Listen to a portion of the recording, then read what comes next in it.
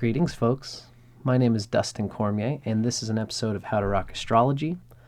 Today, I'm intending to make a nice short video on the figure of Ganesha.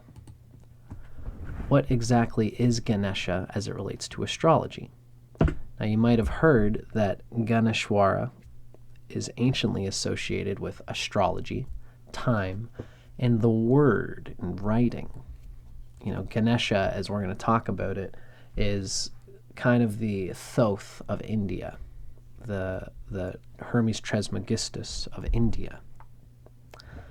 So what is the connection to Ganesha and astrology, and why should we care as modern astrologers? There's an important spiritual metaphor in Ganesha's consciousness that saves astrologers from making a fatal mistake. And there's a bit of a pun on the word fatal there. It's kind of relating to fatalism. The sense that, ironically, the sense that there are fates that we can't escape is actually, in the way the Indian astrologers roll, is that this is an important concept for the astrologer and the client to grasp, is that there are facts. The soul does have form, despite our resistance to be free and liberated from our we all want to be liberated from karma. But the only way out of karma is through it.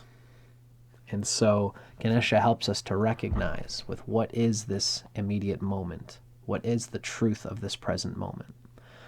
Ganesha in some ways can relate to what we call the Buddhi. It relates to mercury. It relates to synthesis.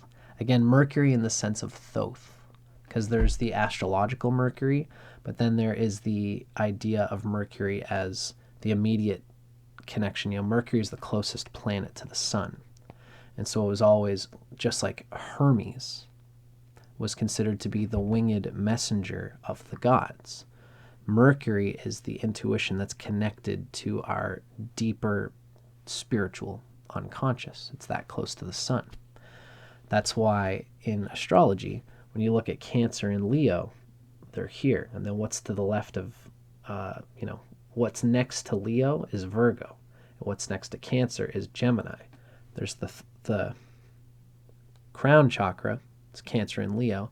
And then there's the throat chakra, Gemini and Virgo. And then it goes to the heart chakra, Taurus and Libra, right? So Gemini and Virgo, being the throat chakra, are very close to the Ajna chakra in this sense. And therefore, Mercury is the transmitter of the divine in a lot of ways. But, of course, Mercury has to manage between the body and the spirit, the incoming from Cancer and the outgoing from Leo. So this is why Thoth, Hermes Tresmagistus, relates with Mercury in this way. Mercury is considered to be Buddhi, and the Buddha relates in some ways to this consciousness as well. It's classically said that the Buddha, the truth of reality, is that it's already perfectly exactly what it's supposed to be. Reality is like a mirror. And our emotional reactions, we flinch, the unconscious flinches at the nature of reality. And once you can clear your emotional reactions, you can clear your attachments and your aversion, as they say in yoga. That's attachment and aversion are what keeps us in samsara. Once you wipe away your reaction to reality, then there's just reality, perfect and appropriate as it's supposed to be. And that is the Buddha. The Buddha is seeing reality beyond your reaction. It's kind of a good way to put it. So Ganesha, relating as it does to Thoth in this way, is considered to be, as we've said, very much connected to astrology. And this video is kind of like running a sort of a short video describing the nature of this. Now, I don't know why this thing always keeps giving me this. Ganeshwara is a compound word containing three main components. There's the Ga, there's the Na, and then there's Ishwara, the lord of it, the king, the overseer, which is essentially our freedom, our self, our capacity to look over these two incoming and outgoing dimensions of the body and spirit. Na is kind of like the body, the root chakra, and then Ga is light coming from above, the Dharma. Of course, when we hear the name Ganapati, as in our Ganesha mantra, Ganapati is the same, Ga and Na, and then instead of Ishwara, we've got Pati, it means Lord or Father. So Ganeshwara it refers to a conscious synthesis of feelings, the Na, and responsibility or Dharma, that's Ga. And this is a key aspect of how to deal with astrology. Because what's really important for any astrologer, anybody who's dealing with in astrology, is to make sure not to spoil necessary karmas that the client has to go through. This is a very important dimension of astrology, is making sure that the client is allowed to go through necessary experiences and necessary cycles. What we read is that through Ganesha, the astrologer is reminded not to cheat the client out of necessary suffering, that their soul is required to pursue right now in order to purify and liberate their karma. And this is that Ga dimension. And this is especially significant with eclipses, Saturn, transits, dashas, especially the difficult planets, etc. But it's all through Ganesha, right, the Na, the blue, that the client is reminded to listen to the joy and sorrow of this moment, to meet the needs of the soul as it comes, being sympathetic to both destiny, Ga, and honest personal limits, that's Na. It's being real with yourself when a destiny that's in front of you is crushing you, and you have to listen to yourself. You have to listen to your own words when you say, I can't take this. You have to get help. You have to seek therapy. Because an astrologer, oftentimes their role is to play guru. And the role of the guru is not necessarily to get you to stay away from your dharma, Astrology must synthesize the Ga and the Na of the heart in order to effectively keep a person on track with their dharma, their soul's purpose. Many come to astrology seeking answers to their problems, and sometimes those problems are actually exactly what they're supposed to be experiencing right now, although sometimes they're not. More often than not, though, the astrologer must play guru and invite the person to look within, to ponder why their unconscious has attracted this situation that they're in, because there will always be a reason for whatever experience you're moving through. And it's this realization at the heart. It's the capacity to ground ourselves while we're going through these necessary karmas that Ganesha and the Ganesha mantra is meant to intone. Often what happens, really the best way to describe Ganesha is to ask, what's in your heart right now? And you have to realistically sort of wager that against what's right in front of you. We're going to talk about as I kind of go into my other deeper video, you could be like a rock star guitarist and you want to be big and you want to get out there, but your mother is sick and you've got to deal with the karma of dealing with your mother. If you just, I'm only focused on the one thing, a lot of the times it'll burn you out one way or the other. If you just maintain trying to be a rock star, even if you get to be a rock star, there's a lot of things that a lot of rock stars miss out on because they're so focused on that glory, they could be missing their mother being sick in the hospital. Now, if you go and you spend time with your mother sick in the hospital, at some level, that's probably, especially if she's sick in the hospital, that's probably something you should be spending more of your time on in that moment anyway, even though it bums you out that you can't do the music thing. But if you're hanging with your mother all the day long, just beating your head against the hospital wall, remember to listen to your heart in that moment too. Your heart might be telling you, take a break, relax, work on that guitar, write a song about it. Blending the two realities together is what makes it so that, as we say in this whole video, the elephant's head keeps moving. And this is a key part of, this is a key part of what we're looking at here. What is the symbolism of Ganesha's elephant head? In India, it's said that when an elephant is moving forward due to musk, food, or fear, it will keep going no matter what until it gets what it seeks, and nothing can stop it. Astrology is about cycles and patterns. Many astrological significations relate to natal energies that must cyclically confront their opposites. If it's understood as an opportunity, these confrontations will never bring obstruction. And this is one of the key dimensions of what I'm trying to get at with this whole Ganesha idea. I'll give you a little example here, just a quick little example of how this can be understood. Now, this is part of some videos that I'm going to be doing. I'm just showing you quick here to understand how this could work. I'm going to say this first. Have you ever had a moment in your life where you realized that, halfway through the year, you have a certain power of dealing with some necessary karma, or of just having some kind of power for half the year. Then the other half of the year, you're going away from that power. You're dealing with something else. For my case, I'm living up here at my father's cottage. I've been up here in I'm writing a book. I'm doing YouTube stuff. I'm really in kind of a studying mode. This is what I've been wanting to write these books for a while.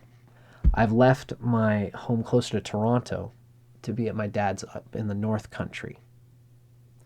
When I was in Toronto, I got so wrapped up with social things, with being in my band, with lovers and with friends, that it was hard for me to focus on my book. So I had one thing, which was fulfilling my emotions, but it was difficult for me to stay focused on the light, the Ga, something that I want that's a dharma that I want to perpetuate. So now I've taken myself, and now I'm at my father's cottage. There's no people around except for my dad, and I can focus a little bit more on my work.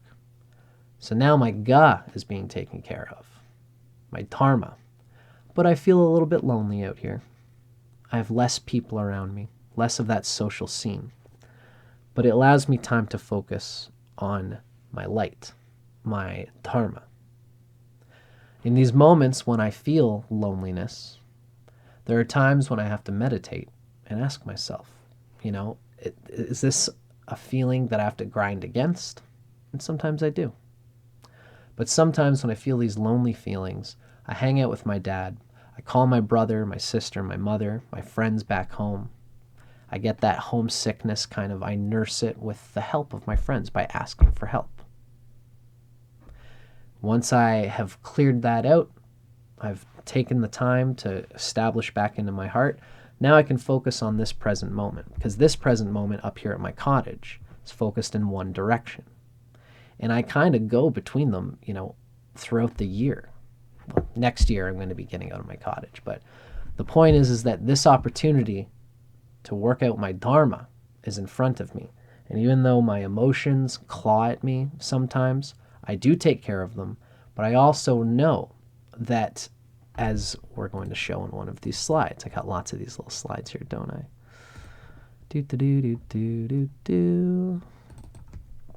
As we're going to be seeing, I'm going to show you this little example still. But remember, Ganesha's essential message is that the karma of this moment will always be partly painful and partly blissful. But it will always be necessary, or else it wouldn't be happening. Those are lucky and without obstruction who understand this. This is why we want the elephant's head to keep moving. The elephant's head can keep moving if you can be in the experience of this present moment. And it will always be partly painful and partly blissful. So what I wanted to share here is, for example, this will often happen for a lot of people. The transiting new moon brings cyclical karma as it revolves around your natal nodes. So this is just an example. This is my natal chart. I'm a Leo rising. I have the south node in Cancer. I have the north node in Capricorn over here. Now, we've just had a new moon in the sign of Leo. So I'm still in the time of year related to roots, related to my natal Ketu. The new moon in Leo is falling in the second house from Ketu. So it's still in the Ketu side of the year, as I've kind of, I've got things that I could show there. Let me see. When you're in the Ketu side of the year, you're working out something different than you are when you're in the Rahu side of the year, obviously. And this depends on your natal chart. For anybody, when anything Ketu or the transiting new moon is in the realm of Ketu, then you're dealing with your roots. Then when you're in the realm of Rahu, you're dealing with fruits often in some ways. You're dealing with this delicious thing that you want to go towards with Rahu. So as we can kind of see with this example, you're either closer to Ketu or you're closer to Rahu. And on the moments where they're square, there's a balance there, but usually what happens during the squares is that you're not really strongly completing either of them. You're getting out of, as time goes on, the new moon is going to happen in Virgo in September. Then the new moon's going to happen in October. And it's at that point in October where the new moon is going to be square my natal nodes. But at that point, I'm just going to be getting out of the Ketu mode and going towards the Rahu mode, which means I'm not going to get either of them fully completed. You can take this new moon figure to represent any treasured part of your astrology chart. If your bread is buttered on the side of one part of the chart, and it usually will be, you're going to have one planet your planet can only exist on one part of the chart. And as the new moon comes towards that thing, you're going to be dealing with the karma of that thing. You're going to be able to deal with that thing. Especially look at the nodes and the eclipses. As the eclipses happen 4 times a year, technically. But as the solar eclipse moves towards a certain point in your chart, you're going to be dealing with karma related to that thing throughout the whole year. So these cycles happen where, again, as this very pertinent picture shows, the karma of this moment will always be partly painful and partly blissful. But whatever is happening in this moment is necessary. And this is one of the keys of understanding what Ganesha is teaching us, is that there is a livingness, a living consciousness in the present moment. This is Spirituality 101. Everything happens for a reason. So once you accept the Akashic word, the Kraxin jade of your astrology chart, karma and pain are still going to come. But you might learn to understand it as exactly what's necessarily happening. This is the message of Ganesha. And this message is contained in the synthesis of Ga and Na. You have your eternal heart. What does my heart want to do? I want to write my books, but I also want to hang out with my friends. That's my eternal heart, wants both of them. And I can't really have both of them at the same time. That's not how my astrology works out. It kind of rather, they both come in waves. So you have to, what I recommend for everybody, if you're dealing with anything in a moment in life where I only get this little thing, but then this karma comes and I have to deal with this karma. But then I'm finally working out this karma. I've almost got it completed, but the clock has ticked. Now I'm moving towards the other side of dealing with the other karma. I can never fully deal with one or the other. This is the center that we're seeking to find, is trusting that whatever, when you trust the flow, when you go to an astrologer and you see yourself moving from the flow of this and then to the flow of this, when you begin to trust the flow and stop trying to control it, stop trying to tell God when you should be dealing with what karma. God's going to give it to you in exactly the time that he's supposed to give it to you. And when you begin to trust this, this is when you become the true keeper of the dangerous mystery of astrology. So I recommend first that you meditate, practice some kind of pranayama, get a hold of your nervous system. I even, if you're really like me and you're really into mysticism and, spirituality, there's a great Kriya Yoga technique where you'll intone a mantra. You do it 9 times out loud, count on your fingers, right? You do it 9 times out loud. Then you do it 9 times whispering it. Om Ganapataye Namah. And then the last 9 times, you do it internally. And I recommend particularly if you're dealing with astrology, one of the great mantras that you can do while you are working on any kind of astrological figure is the Ganesha mantra. Om Ganapataye Namaha. Because if you understand it, and if you really cognize, Galm is just preparing the seed beej mantra of Ganapate and of the light, and the light conceived as a whole totality with the immediate experience you're having. Galm is almost like you are the sun, but you're also recognizing that the moon aspect of only being able to deal with that sun in phases, in synthesis through time. So Galm is just more on the same point. Ganapataye, Ga is the light of what you truly want, but Na is this present moment. Ga is the sun and Na is the moon. Pataye, of course, is you are the person, you are the eternal consciousness that's looking over top of both of these dimensions. So this is what this mantra means. Now, you can take this mantra, you can sort of do it 9 times out loud, 9 times whispering, and then 9 times silently. When you do it silently, you don't even move your mouth.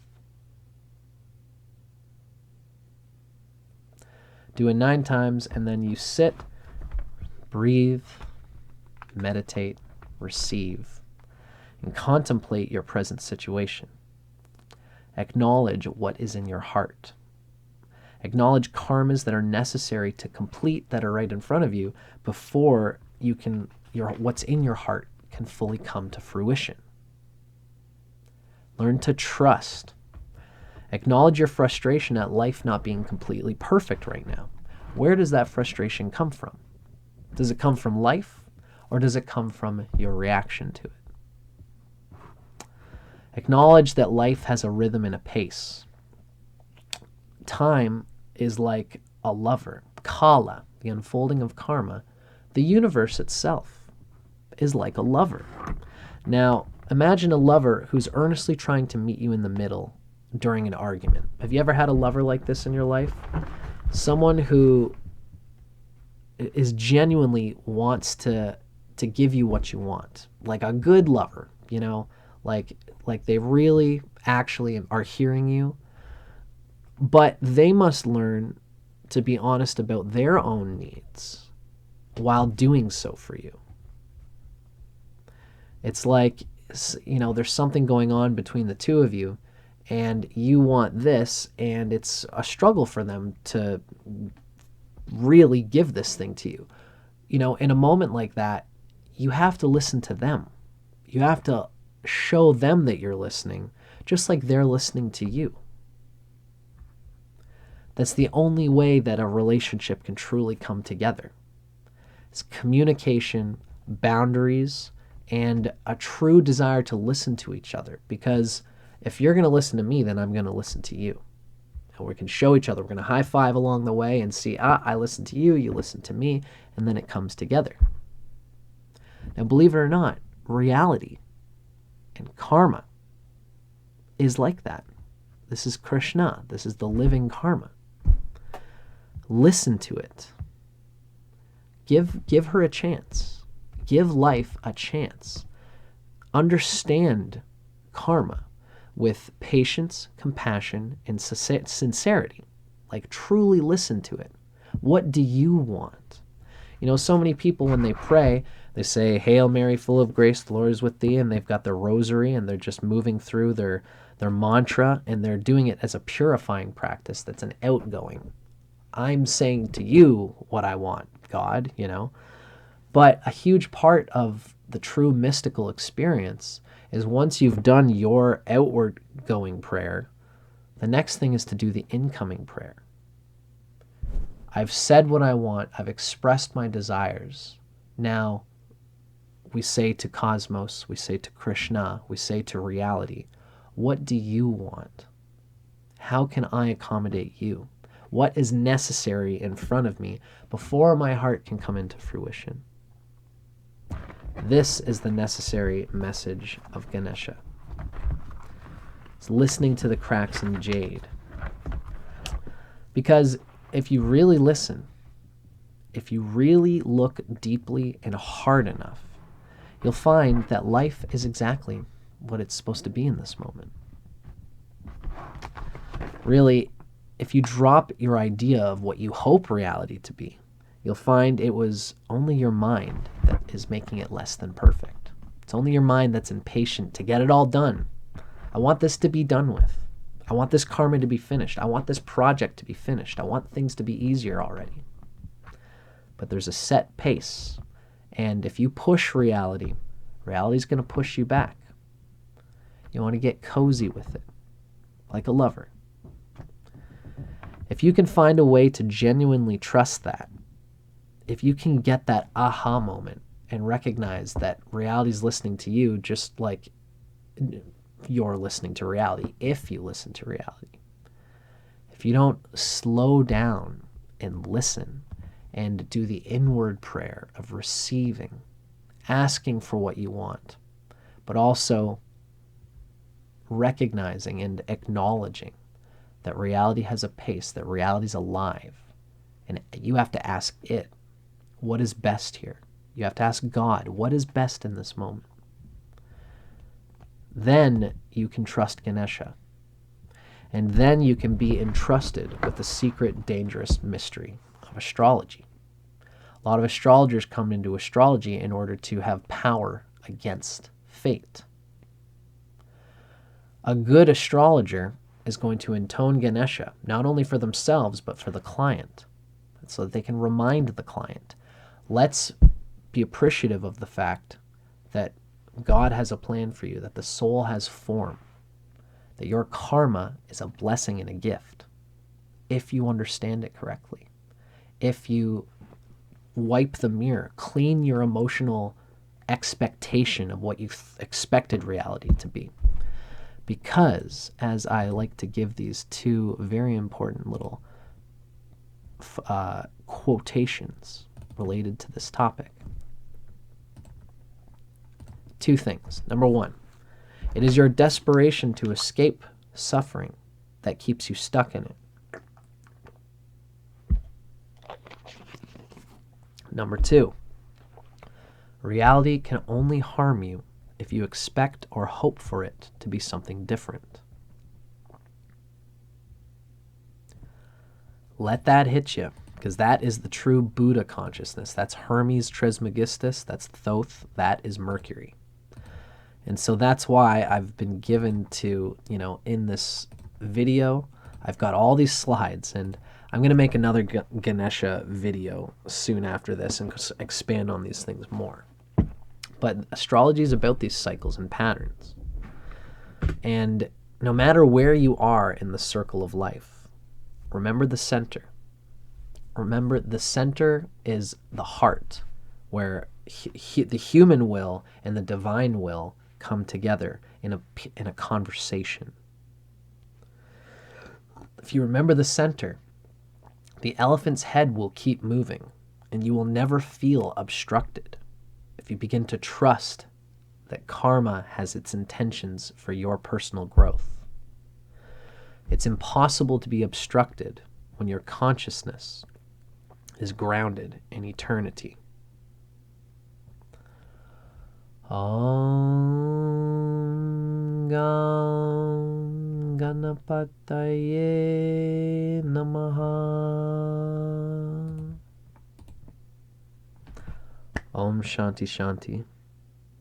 Peace, peace, peace. Om Namo Ganeshwara. Om Gam Ganapataye Namaha. I hope this is clarifying for you. I hope this gives you a good idea of what Ganesha is all about in astrology. Stay tuned. This is a part of, especially as time goes on, I'm putting out stuff about this evolutionary script, discussing how time has these recurring stages that we all have to go through. And when you're going through a Saturn transit, when you're going through a dasha of a difficult planet, even when Saturn is putting pressure on an area of life where you're built for success, it's going to come along and it's going to put pressure there. That's why Saturn is actually the great. It's this great thing where, just like a boss can either hire or fire, it can either promote you or take you down a peg. But if you are set up for success in a part of your astrology chart and you've been working, Saturn's going to come along and put even more pressure to work even more. And the pressure is painful. But if we remember Ganesha, we can remember that this is my moment. This is the moment for me to churn the milk of reality and to live the word. So whether you're going through a difficult Saturn transit or a positive Saturn transit that's still putting pressure on you, if you're going through a dasha of a difficult planet, if you're going through an eclipse happening at a key point that causes pain and remembrance, all of these things are happening for a reason. Your karma is being purified. Ganesha is bringing you the truth about yourself. And the best thing that you can do is wipe the mirror, wipe your emotional reaction so that you don't flinch at when your lover, the beloved, reality, Shiva, Vishnu, truth, comes to you and tickles your ear with its tongue and tells you what is unfolding. That was a very Scorpio thing to say, but I digress. Reality is a love that is coming to you if you will open your heart and learn to accept it. Of course, it's easier said than done, but this is why we have the Ganesha mantra. This is why we have a guru. And if not a guru, then an astrologer who is steeped in Ganesha consciousness, so that we can remind ourselves that reality has its intentions for us, and they are loving intentions if we understand it correctly. That's my take on the matter. My name is Dustin Cormier. This is How to Rock Astrology. I hope you've enjoyed this take on this shorter video of Ganesha. I'm going to be putting out another video soon, a longer one that goes into greater detail. And as well, I've always got lots on my channel. So keep your eye out for my evolutionary script series and for everything I do. Thanks for watching, folks. God bless.